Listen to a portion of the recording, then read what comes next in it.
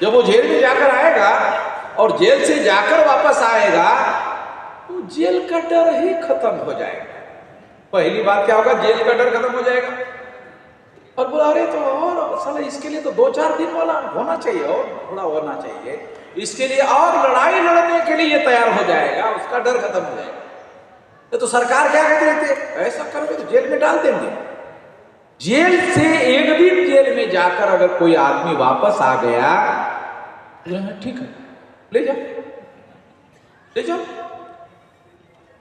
Jail में जाने के लिए हमें तैयार रहना चाहिए। अगर आप तैयार नहीं होते हैं तो मैं ही तैयार करने वाला हूं जेल में जाने के लिए। जेल भरो आंदोलन शुरू कर देते तो जो आएगा तो उसको जेल में जाना ही पड़ेगा, जो नहीं आएगा घर में रहेगा, कोई बात नहीं है। वो आज नहीं आएगा तो परसों आएगा, तरसों आएगा, नरसों आएगा। अगर इस शुक्रवार को नहीं आएगा तो जुम्मे को आएगा, जुम्मे को नहीं आएगा तो अगले जुम्मे को आएगा, अगले जुम्मे को नहीं आए तो अगले साल के जुम्मे को आएगा। जाएगा कहां? आखिर जाएगा कहां? उधर जाएगा जूता खाएगा, इधर आएगा जूते से मुक्ति होगी, इधर ही आना होगा और कोई विकल्प है नहीं। शुक्रवार और शुक्रवार का फर्क हो सकता है, इस हफ्ते का शुक्रवार और अगले साल का शुक्रवार, इतना ही फर्क हो सकता है। आना जरूर हो। तो आंदोलन के दिशा में हम लोग आगे बढ़ रहे हैं। ध्यान देखो, जो ये 3 दिन का जो हमारा मकसद है कि हम लोग आंदोलन की दिशा में आगे बढ़ रहे हैं। ये दिसंबर ये अधिवेशन होते ही आंदोलन का कार्यक्रम शुरू होने वाला है। ये दिसंबर होते ही राष्ट्रीय स्तर पर आंदोलन का कार्यक्रम घोषित हो जाएगा। अभी ये अधिवेशन 22 को खत्म हो जाएगा, तो साल खत्म होने के लिए फिर 8 दिन का समय रहेगा। 31 तारीख तक तो 8 दिन का समय रहेगा। और हमारे पास अब भारत मुक्ति मोर्चा नाम का जो संगठन है, वो संगठन है ऑलरेडी बना हुआ है। और जो बना हुआ नहीं है आप जाकर 3 दिन में बना सकते हैं।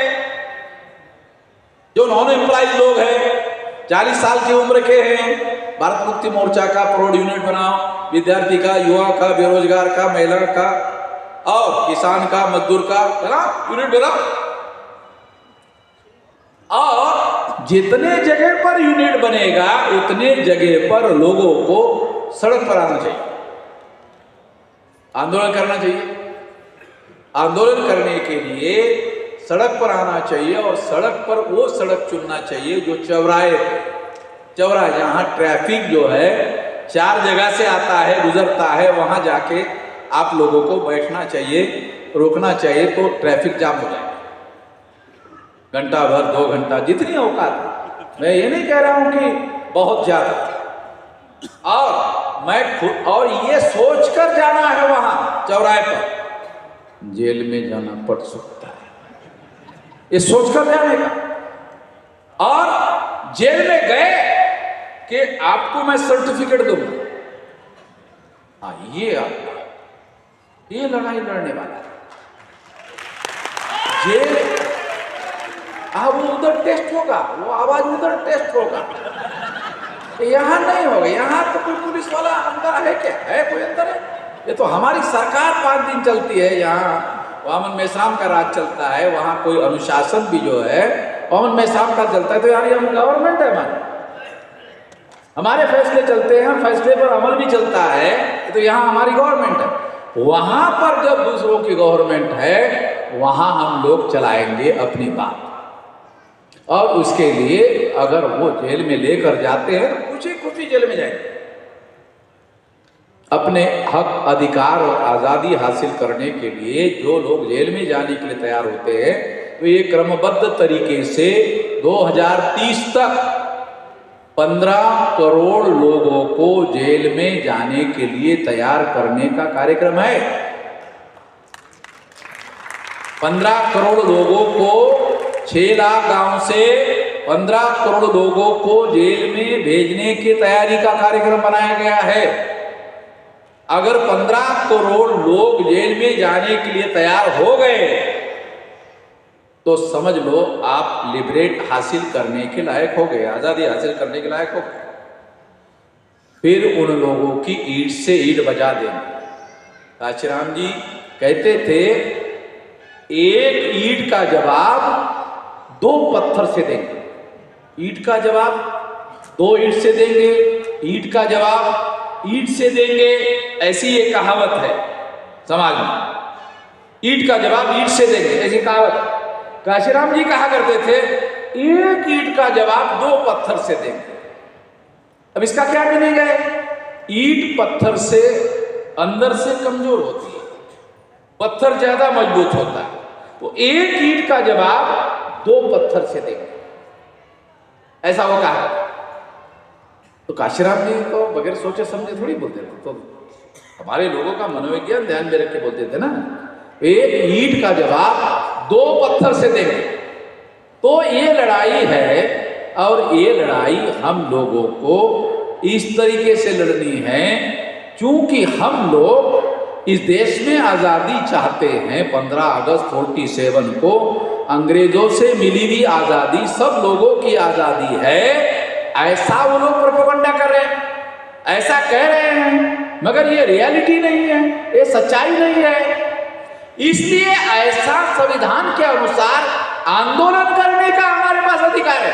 आर्टिकल 19 के तहत बाबा साहब आम्बेडकर बगैर सोचे समझे आर्टिकल 19 नहीं रखा, आजादी मिलने के बाद संविधान लिखा, आजादी के लिए आंदोलन चलाया गया, आजादी मिलने के बाद संविधान लिखा, और मिलने के बाद में फिर आजादी की बात लिखा।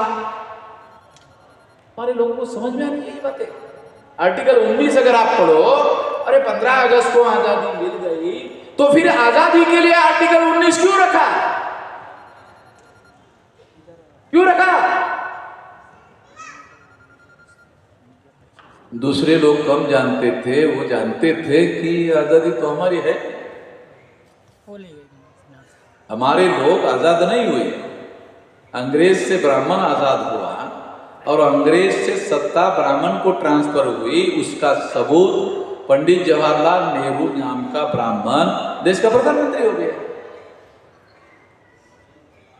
और ये आजादी संगठित शक्ति के बल पर उन्होंने हासिल की, और गांधी के द्वारा उन्होंने जन आंदोलन चलाया। जन आंदोलन में SC ST OBC Kunbi Maratha लोगों ने सहभाग लिया, तो हमारे सहभागिता की वजह से जन आंदोलन हुआ और आजाद वो लोग हुए। इससे ये साबित हो जाता है कि हमारे लोगों के बदौलत वो लोग आजाद हुए, तो हम लोग अपने बदौलत अपने लोगों को आजाद क्यों नहीं कर सकते? एक बात हमारे लोगों को सिखाने के लिए, और फिर उसके आधार पर आंदोलन को जन आंदोलन करने के लिए भारत मुक्ति मोर्चा बनाया गया।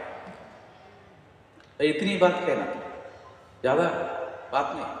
अगर इतनी कहने के लिए लंबा चौड़ा बोलना पड़ता है ताकि लोगों को बात समझ में आ जाए, तो इतना ही मैं कहना चाहता हूँ।